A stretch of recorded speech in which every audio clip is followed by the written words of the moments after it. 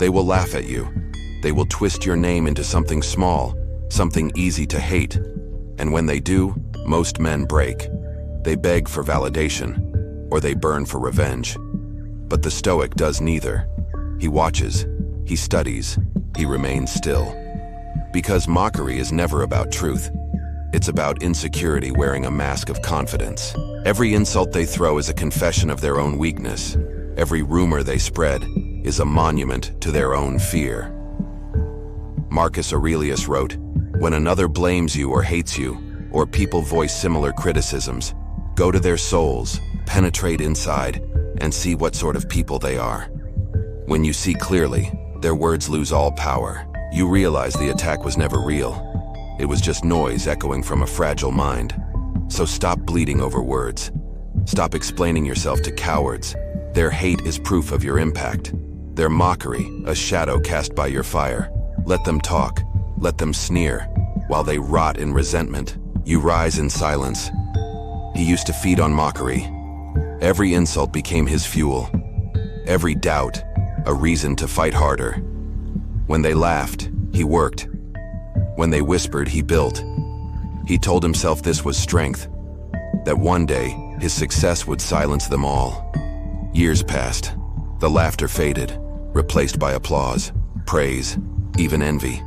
He had won, or so he thought. But late at night, when the noise stopped and only silence remained, he realized something darker. He was still living for them. Their words, whether mockery or admiration, still defined his worth. His victories were nothing but chains forged from validation. He had conquered the world, but never himself. And that's when it hit him. He hadn't escaped their judgment. He had become addicted to it. Marcus Aurelius faced the same venom. They mocked his gentleness, his philosophy, his mercy. But he never played their game. He wrote instead, "If you are distressed by anything external, it is not the thing itself that troubles you, but your judgment about it." The man finally understood. Mockery only has power when you react. Hate only burns when you fan the flame. So he stopped fighting shadows. And the fire, once consuming him, became his light. The world thrives on reaction. Outrage is currency. Mockery is entertainment for the masses, and a trap for the undisciplined. The Stoics understood this long before social media, long before the noise. They saw that the true battlefield is not the world, but the mind. Epictetus said, "If a person gave your body to a passerby, you'd be outraged, yet you hand over your mind to anyone who insults you." That line is the essence of inner slavery. Every time you let words infect your peace, you've surrendered sovereignty. A Stoic refuses to do that. He doesn't fight the mockery. He observes it, dissects it, and sees it for what it is, a reflection of the speaker, not of him. Marcus Aurelius wrote, "When another blames you or hates you, or people voice similar criticisms, go to their souls, and you will see that there is no need to be racked with anxiety. The insult reveals nothing but the insulter's weakness, their tone, their venom, their obsession with your flaws. It's their soul on display. And when you see this clearly, the spell breaks. Mockery loses its sting. You stop reacting. You stop needing to win. You stop needing to be understood. You begin to move with calm precision, no longer dragged by emotion. This is what the Stoics called apatheia, not apathy, but disciplined serenity, a state of command. It's when your emotions obey your reason, not the other way around. Seneca said, "No man is made worse by the truth, but many are made fools by lies." The insult only wounds if it finds truth inside you. Insecurity, doubt, fear. But if you've faced your weaknesses, owned them, mastered them, the attack collapses. That's the secret. The Stoic doesn't avoid pain. He metabolizes it. He turns the world's hostility into proof of his strength.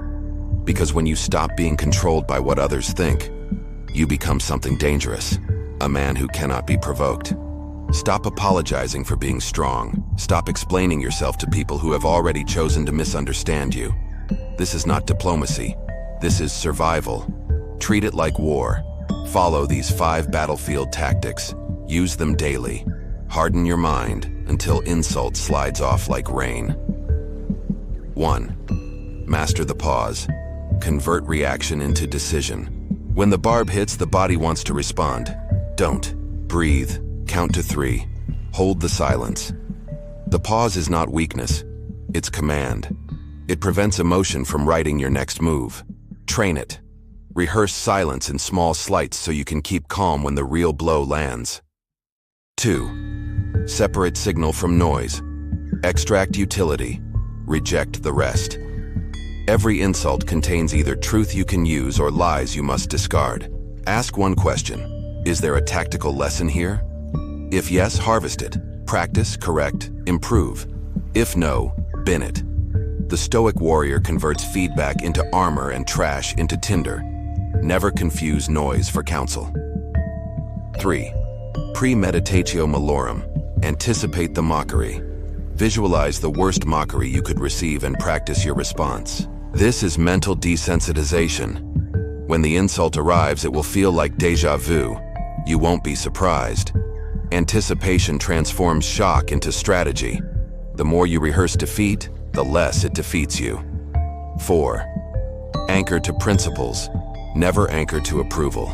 Identify the 4 principles that govern your life: truth, craft, duty, endurance, or your own variants. When words try to drag you, return to these anchors. Reputation is fickle. Principles are immovable.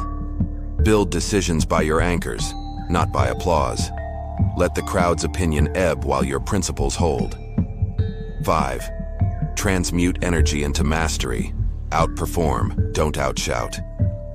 There are 2 responses to ridicule: noise and work. Noise wins for a moment, work wins for a lifetime. Channel rage into craft. Let every slight become a ledger entry. Invested, 1 hour. Return, progress. Obsess over improvement. The quiet, relentless man becomes irrefutable. Mockery becomes background static to his accomplishment. Extra weapons. Cultivate austerity. Reduce emotional consumption. Practice small daily humiliations to build tolerance. Journal the insults and the lessons so you can analyze them without heat. This manual is not comfortable. It requires discipline, repetition, and an appetite for solitude. You will be mocked for being unmoved. Good. That mockery is proof you're no longer playing their game. Remember, Stoicism is not surrender. It is the strategic use of indifference, not to avoid life, but to sharpen your focus on what matters. The man who masters these tactics will find the mob as voice grows thinner until it is a faint, useless hum. He will stand with a mind like a fortress, ready, calm, lethal in its indifference. This is the moment of decision. You can keep feeding the fire, replaying insults, polishing your answers, sharpening your anger, until you're hollow and exhausted. Or you can turn the embers into armor. From today, choose the Citadel. When the next sneer arrives, don't react. Breathe. Count. Anchor to principle. Let their words pass through the courtyard of your mind like wind through stone walls. The laughter will ricochet off the ramparts and die in the moat. You want a test? Here it is. For 1 week, every time you feel stung by someone's opinion, write it down and do one constructive thing instead. 10 push-ups, 1 hour of work on your craft, a cold shower, 10 pages of study. Convert insult into investment. Track it. Watch your ledger fill with discipline while the voices starve. Remember this. Mockery is not a measurement of your value. It is proof you re-visible, that you move, that you threaten mediocrity. Let it motivate you, not own you. Be ruthless with excuses. Be patient with progress. Be merciless with distraction. Build the habits that turn pain into power. If this landed, do one simple thing. Like this video, share it with one person who needs to stop feeding the fire, and subscribe to Timeless Stoic Mind for relentless practical Stoic training. Drop a comment. Name one insult that used to haunt you and one thing you'd all do instead this week. I'll read them. Now go. Make silence your strongest reply. Harden your mind until mockery is background noise and your life is the unassailable work of a man who no longer needs to be understood, only respected.